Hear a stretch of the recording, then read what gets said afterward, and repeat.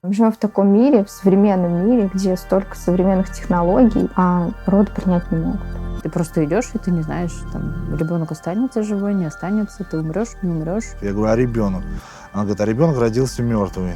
Мы просто тут в шоке от того, сколько пострадавших в этом роддоме. Президент России Владимир Путин все время стремится повысить рождаемость в стране. В последнем послании Федеральному собранию он объявил о повышении выплат беременным. После этого больше 20 женщин из разных регионов России, у которых во время родов погибли или были травмированы дети, записали обращение к президенту. Они пожаловались на низкое качество медицинского обслуживания во время родов. Я шла испытать радость материнства, а теперь я боюсь рожать. Важные истории проанализировали данные о материнской и младенческой смертности и поговорили с семьями, у которых дети умерли или получили травмы во время родов. Сегодня мы расскажем, почему, несмотря на все обещания властей, женщинам в России по-прежнему страшно рожать.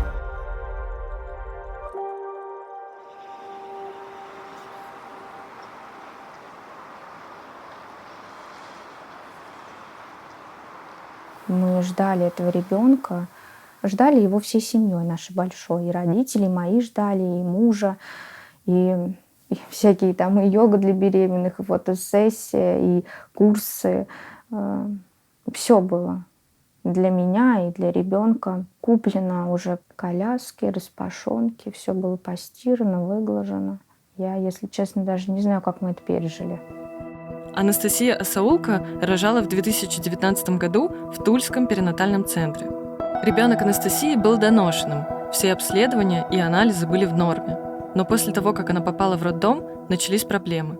Мы считали, что перинатальный центр – это лучший. Во-первых, врачи. Я считала, что там квалифицированные и хорошие специалисты, и оборудование. Есть реанимация хорошая. То есть я старалась предусмотреть все.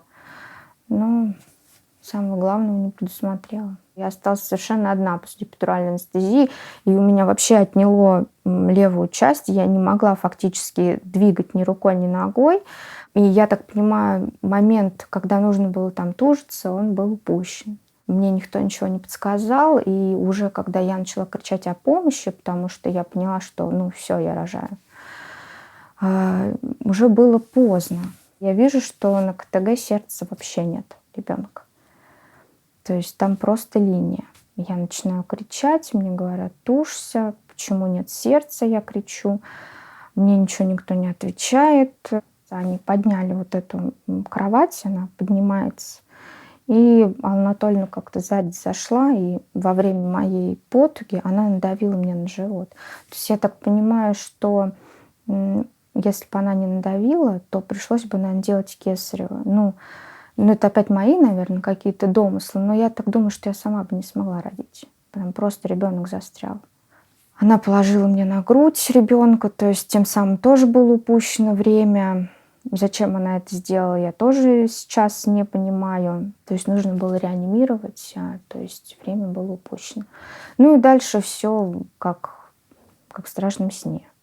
То есть адреналин, еще один адреналин, прибежали реаниматологи, куча врачей спустилась с реанимации, забрали ребенка, я кричала.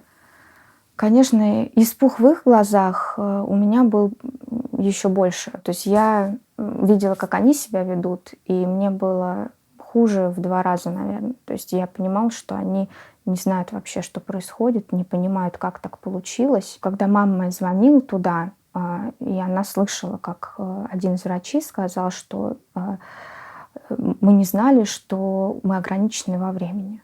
А кто должен был знать? Я? Я рожала первый раз. И я не знала, как это делать, что. И сейчас я уже понимаю, изучив кучу всяких акушерских этих документов и предписаний, я понимаю, что последние 2 часа, когда был второй период родовой деятельности, со мной постоянно должен был кто-то находиться, хотя бы акушерка. Врач должен был присутствовать там раз в полчаса, приходить. Но не было никого. И так вот сложилось.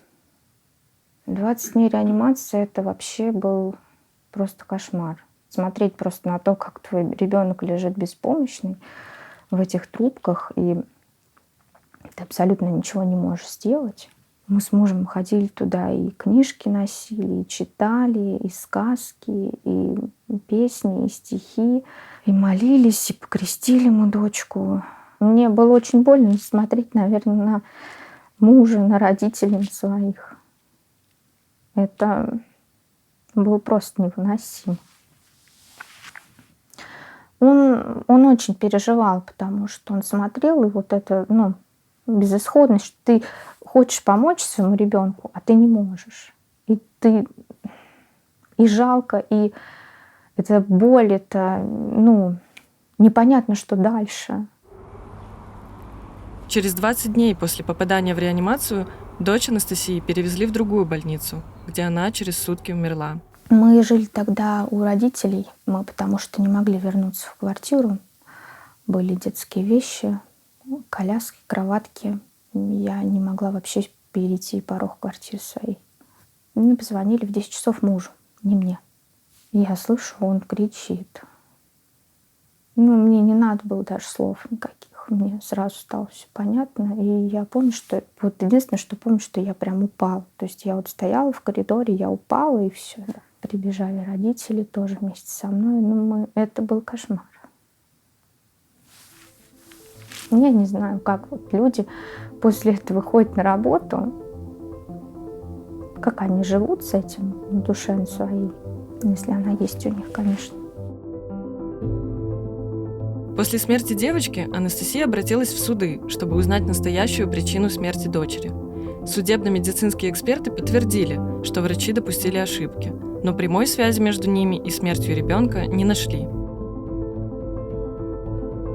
Как показывает исследование важных историй, каждую минуту одна семья в России сталкивается с потерей ребенка или отказывается от беременности. Каждая четвертая забеременевшая женщина в России теряет беременность. По этим причинам в 2019 году не родилось более 500 000 детей. Еще 8 тысяч детей родились мертвыми. Уровень младенческой смертности в России выше, чем в большинстве развитых стран мира. По этому показателю мы находимся на одном уровне с Македонией. Анастасия Асаулко не единственная женщина, которая пострадала во время родов в Тульском перинатальном центре. В апреле этого года еще 4 женщины пожаловались на работу врачей этого центра. По их жалобам было возбуждено уголовное дело по статье «Халатность». Одна из пострадавших, Екатерина Пульчева, потеряла после родов двойню. Родился мальчик. Мальчик был обвит, мальчик был синий, он не закричал.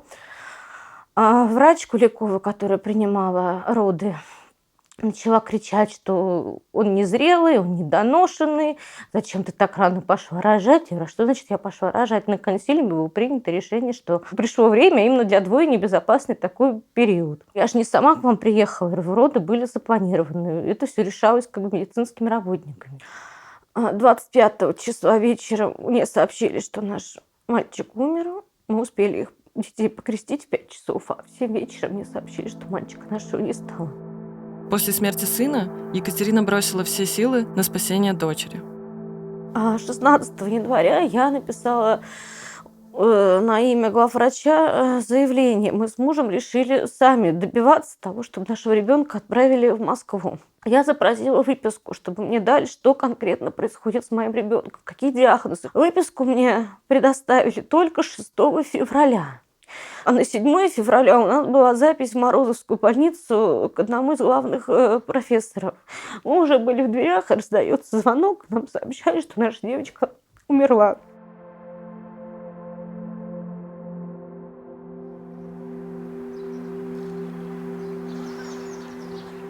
Честно сказать, я думаю, что они не допускали нашего ребенка в Москву в целях сокрытия своих каких-то... это мы так думаем, я не могу это утверждать. Но единственное какое-то логическое объяснение, почему они не направляли ребенка, даже за наш счет, если не были готовы, реанимобиль использовать, мы оплатим и пребывание ребенка, мы оплатим все, что нужно, спасите, вертолет и самолет, просто помогите нам ребенка переправить. То нет оснований, то не нужно. Потом уже девочка наша впала в кому, вы ее не довезете. Но вы не понимаете, с чем вы сталкиваетесь. Если она и выживет, она будет как овощ, вы намучаетесь. То есть это относится не как к детям, а просто даже так к животным не относится на улице. Просто вот как к вещам, как я даже не нахожу слов. Оставьте их, вы еще себе родите. А как вот вообще такие вот вещи говорить людям, которые столько времени ждали этих детей, а потом, ну, вы еще ж себе родите. После жалоб Екатерины судебно-медицинские эксперты подтвердили, что врачи не провели ей полное обследование, а лекарства детям назначили слишком поздно. Но даже такая ошибочная диагностика и неверная тактика лечения, по мнению судмедэкспертов, не могла привести к гибели детей. Мы начали писать во все инстанции с надеждой, что врачи начнут выполнять свои обязанности по-другому, что это не просто вот вещи, это человеческие жизни, это дети. Мы просто вот в шоке от того, сколько пострадавших в этом роддоме. И только единицы, кто куда-то обращается, пытается хоть что-то доказать. После многочисленных жалоб женщин Министерство здравоохранения Тульской области объявило выговор главному врачу перинатального центра Олегу Черепенко за недостаточный контроль за действиями персонала. Однако все врачи, которые участвовали в родах Анастасии и Екатерины, до сих пор работают в перинатальном центре или других роддомах. Сам Олег Черепенко в разговоре с важными историями отказался комментировать эти случаи. Нет, на эту тему не будем разговаривать.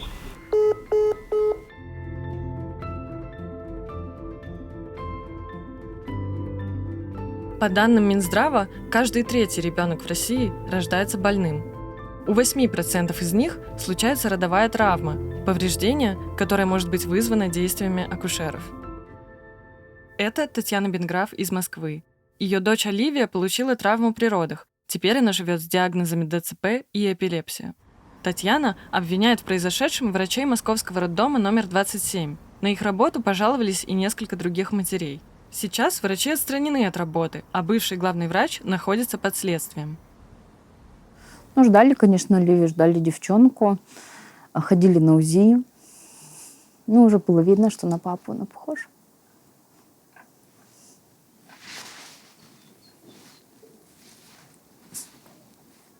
Все было хорошо. Все УЗИ идеальные, все анализы идеальные. Все было хорошо у нас. После анестезии, по словам Татьяны, она перестала чувствовать ноги, а у ребенка пропало сердцебиение. Ну и начали вроде как спасать. Мы-то думали, что спасают, но они начали мне выдавливать с двух сторон. Я знала, что давить нельзя, но уже была безвыходная ситуация. Выдавливали, КТГ с меня сняли. Ну и пока они выдавливали, ребенка совсем нам убили. А у ребенка уже голова посинела. То есть они просто раздавили ее, потому что она даже... Мои, видимо, тазовые кости еще не раздвинулись до такой степени, чтобы она прошла. Она крупная была для моего телосложения. А потом через 3 часа нам сказали, вы можете спуститься, посмотреть на ребенка. Она лежала просто абсолютно мертвая, ну, розовая уже, конечно, но просто мертвый ребенок на ИВЛ с трубками. Перевели нас в отделение, там всю ночь орали дети вокруг. Это невыносимо было. Слышать чужих детей, да, здоровых.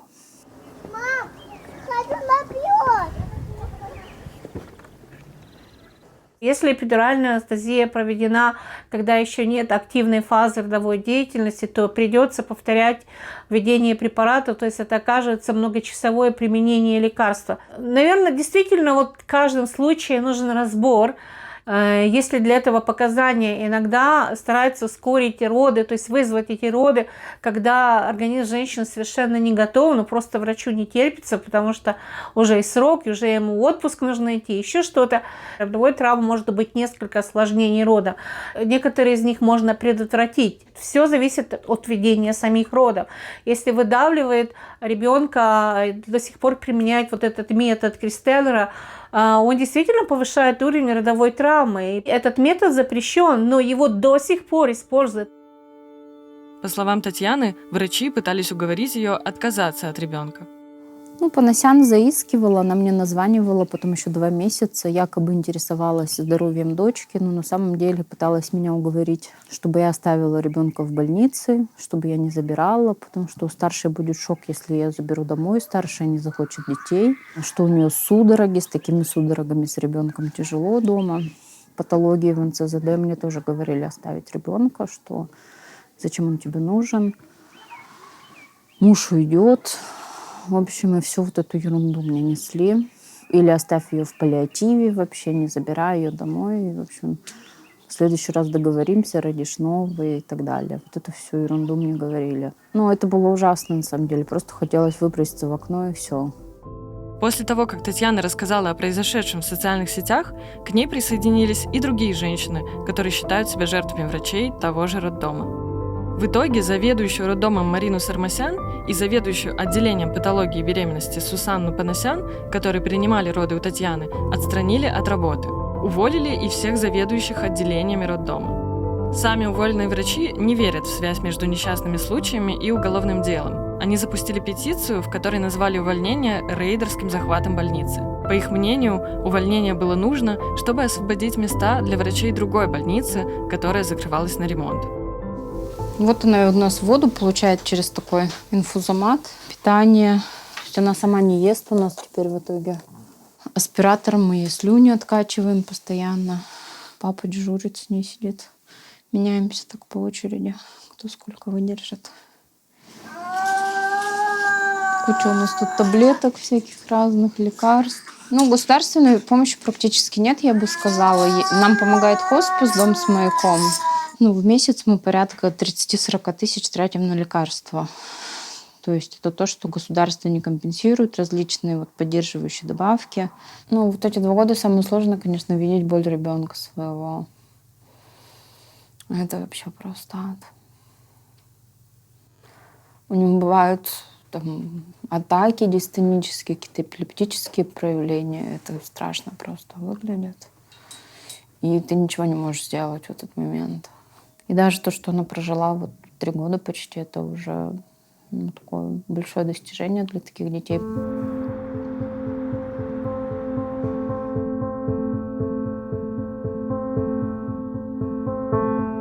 Арам Мачкалян из Волгограда в 2017 году потерял новорожденного сына и жену Елену. Сын умер во время родов, а жена спустя 10 дней в больнице. Материнская смертность в России на уровне таких стран, как Саудовская Аравия, Таджикистан, Турция и Уругвай.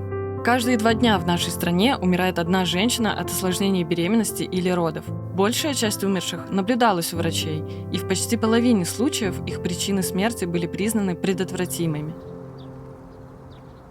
Да, мечтали, большие планы были на жизнь. Вот, хотели большую семью, договаривались, что вот еще 3-го родим, а там посмотрим, как говорится, как жизнь сложится. Перед родами в новогодние праздники у Елены поднялась температура.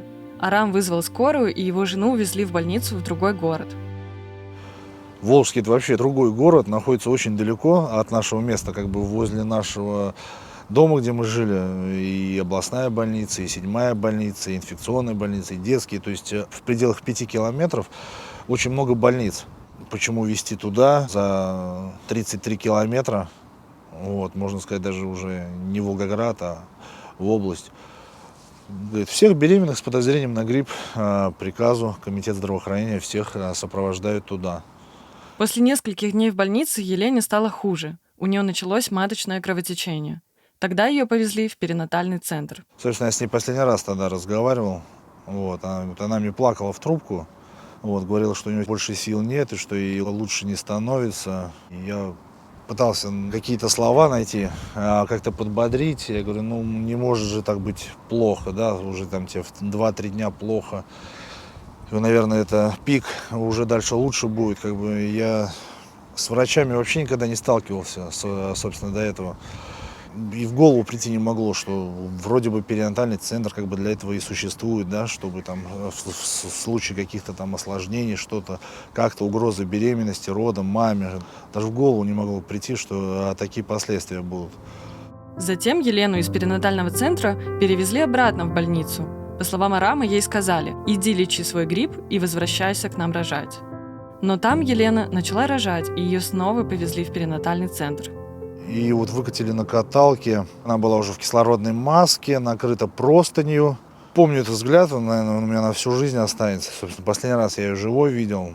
Вот, про что-то кричал, пытался как-то прибодрить ее, что, говорю, не переживай, мы здесь, все будет хорошо. Она смотрела на меня, ни рукой махнула, просто вот один взгляд. Вышла начмед перинатального центра, сказала, что Лена в очень тяжелом состоянии, что она потеряла много крови. Мы, говорит, делаем все, что можем. Вот, но сами понимаете, никаких прогнозов. Я говорю, а ребенок? Она говорит, а ребенок родился мертвый.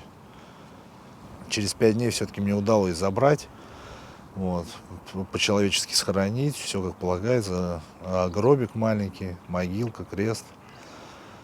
Арам надеялся, что врачам удастся спасти жизнь его жены. Надеялись, верили, что мы только не делали. Там заказывали службы, люди разных конфессий молились по-своему. Кто-то там приносил жертву, кто-то давал подаяние, кто-то молился, кто-то что в разных храмах даже там делали так, что в одно время во всех храмах там максимально сколько можно было задействовать, были службы вот за здравие. Но не помогло, и вот с той поры как бы я для себя понял, что теперь я атеист. Наверное, мы сами все-таки себя создаем, и, наверное, религия – это дар, для которого я еще не дошел. Утратил веру, скажем так. Очевидно, я понимал, что это ошибка врачей.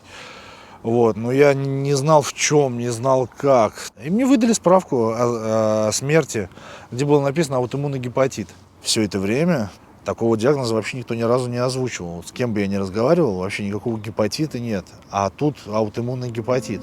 Судебно-медицинская экспертиза выяснила, что это был неверный диагноз. Органы, в которых нашли гепатит, принадлежали другому человеку. Суд признал врачей-патологоанатомов виновными в подмене органов. Одному из них назначили 9 лет лишения свободы, 2 из которых за случай с Еленой. Желая скрыть действительные статистические данные материнской смертности в регионе и не допустить негативные последствия для учреждений здравоохранения Волгоградской области, Колченко и его подчиненные заменили гистологические образцы печени умершей роженицы на образцы печени иного лица с установленным хроническим гепатитом. С целью сокрытия совершенного преступления фигуранты уголовного дела уничтожили подлинные гистологические образцы. В большинстве случаев можно найти причину смерти, и это задача не только акушера-гинеколога, это задача, например, патанатома, который проводит вскрытие и анализ ситуаций. Но какая ситуация, скажем, в России и бывших постсоветских странах? В первую очередь до сих пор переписываются акушерские истории. И, скажем, если что-то пошло не так, врач может переписать угоду системы историю хоть 10 раз, и это нигде не фиксируется. И получается, что женщина рассказывает одну историю, а на бумаге совершенно другая история. Система не позволяет вывести на поверхность ошибки, поэтому даже в заключениях патанатома может быть совершенно другие причины смерти, и описание, скажем, выписки из роддома, описание ведения родов и даже патанатомическое исследование того же ребенка, то есть вскрытие, из-за которых невозможно докопаться до истины. И, как обычно, всегда будет виновата женщина и скажет, что все это ваше, это ваша густая кровь, это ваша инфекция, это еще что-то ваше, но только это не система. К сожалению, такая вот практика защиты системы, она есть уже многие годы. Сейчас Арам в одиночку воспитывает 6-летнюю дочь, которая осталась без мамы. Память о своей жене, о своем ребенке. Для меня самое главное память, что ее могли спасти, но не спасли. Толкала вперед, знаете, желание справедливости, любовь к своей жене, к своей семье. Плачущий ребенок, который хочет к маме, маленький.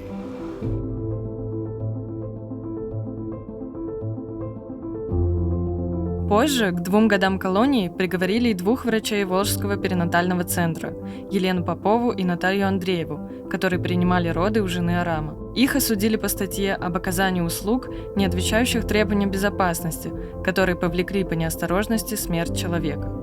Адвокат одной из них отказался комментировать обвинения в телефонном разговоре с журналисткой важных историй. С защитником второй связаться не удалось. Главврач Волжского перинатального центра Александр Бухтин отказался от своего имени комментировать дело против его подчиненных. Говорят, что если сейчас врачей начнем сажать, привлекать к уголовной ответственности, лечиться будет некого. Да, ребят, мы что, против, чтобы врач получал хорошую зарплату? Я лично за. Я хочу прийти в поликлинику, и чтобы мне встретили, улыбнулись, проводили в кабинет, сделали мне там необходимые анализы, чтобы я знал, что точно, что у меня проблем со здоровьем нет. Но почему-то у нас все происходит с боем.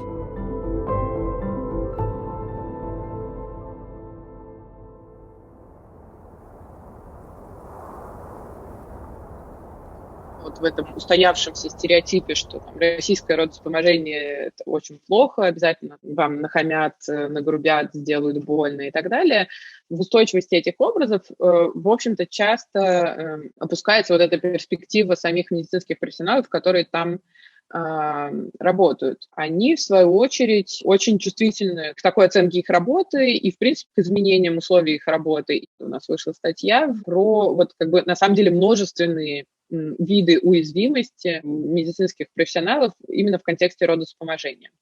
Один из них связан с некоторыми структурными условиями, с тем, что вот эти множественные реформы, недостаточность финансирования, она все-таки есть, да, и там, низкие зарплаты, постоянно меняющиеся правила работы, приказы, постоянные проверки контрольно-надзорных органов и так далее, создают, в общем-то, условия не то, чтобы комфортные, мягко сказать, да, то есть на рабочем месте постоянно врачами и акушерками ощущается, ну, вот эта вот как бы уязвимость с точки зрения того, что вот я сейчас сделаю, не знаю, как правильно с медицинской точки зрения, да, но обязательно последуют некоторые штрафы, санкции со стороны контрольно-надзорных органов, потому что это будет противоречить какой-то там норме Санпина, какому-то предписанию Минздравнадзора и так далее, и так далее.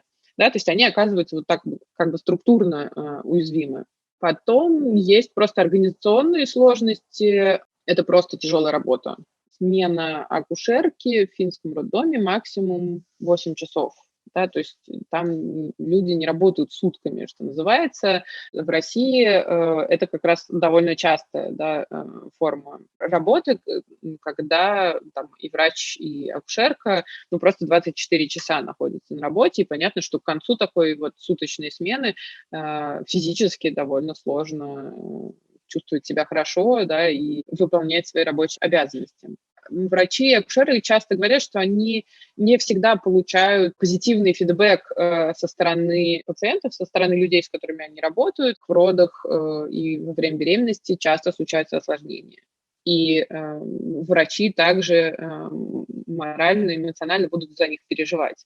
Мы чаще говорим там, о некотором условно хамстве, да, со стороны медицинского персонала, но вообще-то врачи и акушерки также очень часто встречаются с грубым отношением в свой адрес со стороны там, не обязательно самих рожениц, но, там, допустим, их ближайших родственников. Эти показатели как раз высокие в странах, где нет нормальной системы здравоохранения, условия, в которых живут эти женщины и рожают, они тоже определяют уровень смертности. Еще один важный фактор, который влияет, это как раз социально-экономический статус и развитие экономики и системы здравоохранения как части экономики страны, обучение медперсонала, создание как раз ставок акушерок. Все это позволяет улучшить показатели, то есть поднять уровень выживаемости. Анастасии Асаулко после потери первого ребенка удалось снова забеременеть, и сейчас они с мужем воспитывают сына. Но рожать ей было страшно. Мне было страшно очень. У меня вторая беременность была просто жуткая. Я когда узнала, что я беременна, казалось бы, должно быть счастье, а у меня было это несчастье. Вот это тоже было очень страшно. Все 9 месяцев думала, что будет то же самое. Я все время мужу говорила, будет то же самое. Конечно, когда он родился, это вообще было счастье просто. Но в то же время было очень страшно, потому что он похож, конечно. Он очень похож на первую дочку нашу. Я думаю, что это, наверное, награда нам за наши страдания, мучения, послано нам. Я никому не доверяю уже. Конечно, я просила кесарево, только кесарево. Мне так было легче, и морально мне было легче. И вот родился здоровый ребенок. Счастье. Я плакала от счастья. Муж тоже плакал. Он забирал, когда нас из роддома, он плакал. Конечно, это счастье. И понимаю сейчас, что могло быть у нас 2 таких счастья. Сейчас бы бегала тоже девочка, но не бегает. Живем в таком мире, в современном мире, где столько современных технологий, а роды принять не могут. Вот это у меня в голове не укладывается. И рожать больше не хочется.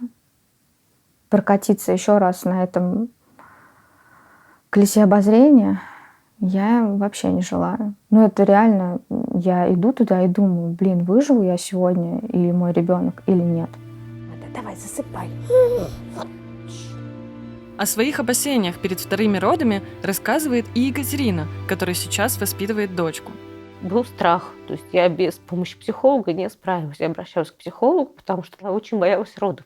Что вот опять мы выносим, дождемся, и опять что-нибудь случится. Было вот очень страшно. И вот когда родилась Полина, и мы вот ощутили все вот эти вот счастливые моменты, что стали родителями, мы особенно остро стали ощущать то, чего нас лишил наш этот трудом.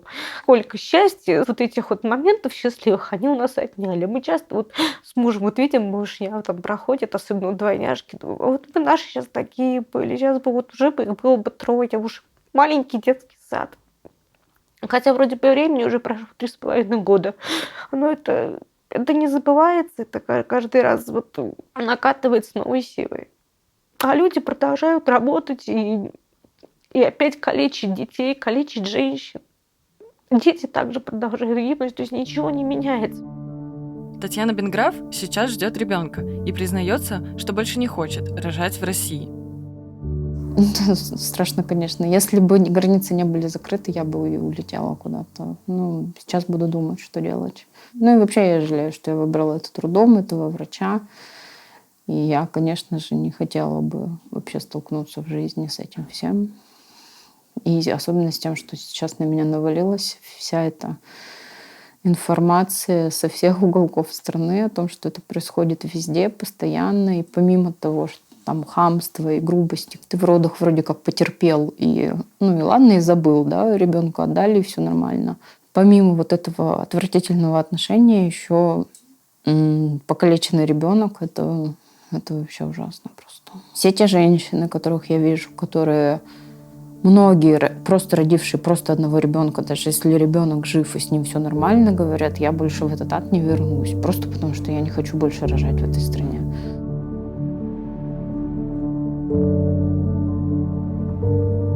Если вы тоже считаете эту историю важной, то вы можете поддержать нас. В описании к этому видео есть ссылка на страницу донатов. Вы также можете подписаться на наш канал или стать его спонсором. Наша работа зависит от вашей помощи. Давайте вместе рассказывать важные истории о нашей стране, потому что правда нужна всем.